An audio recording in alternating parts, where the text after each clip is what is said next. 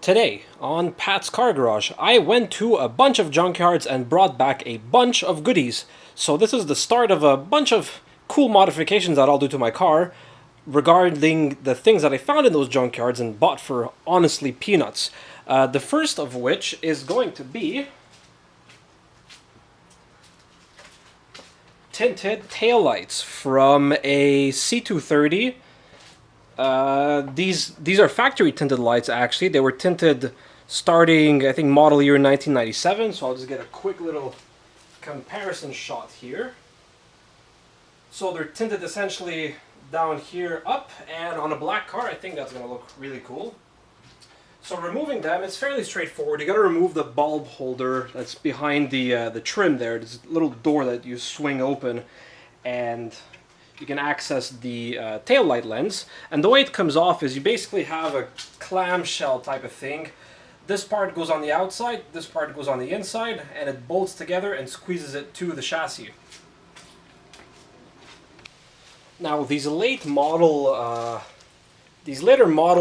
lenses, they have a stupid ass design flaw. Basically, they have this little lens that goes on the top inside here, and you can access it through the back. Oh, access it, not really. But basically what happens is this little lens, it breaks. Well, it doesn't break, I'm sorry, it melts because of the heat generated by the light bulb.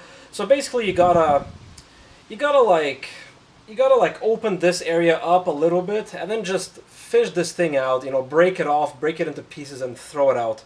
There's a reflector here anyway, so all the light is gonna get projected forward, so don't worry about this. It's just stupid. Just remove it if you do this modification. Okay, I removed the lens, which honestly took me 3.5 minutes. And I'm going to get a little comparison shot going here. So we have the tinted lens over here. Oops, sorry. There you go. Now I can see what I'm doing. So we got the tinted lens over here, and we've got the untinted lens over here. And as you can see, there is a somewhat significant difference between the two.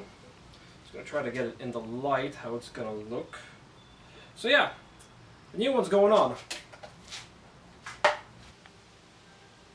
And here is the rear tinted taillight installed. I still have to do the other side, but for this video it's enough. I mean, very simple, straightforward procedure to do, and if you have one of these older models, then this is something you can make it you can do to make it look a little bit cooler.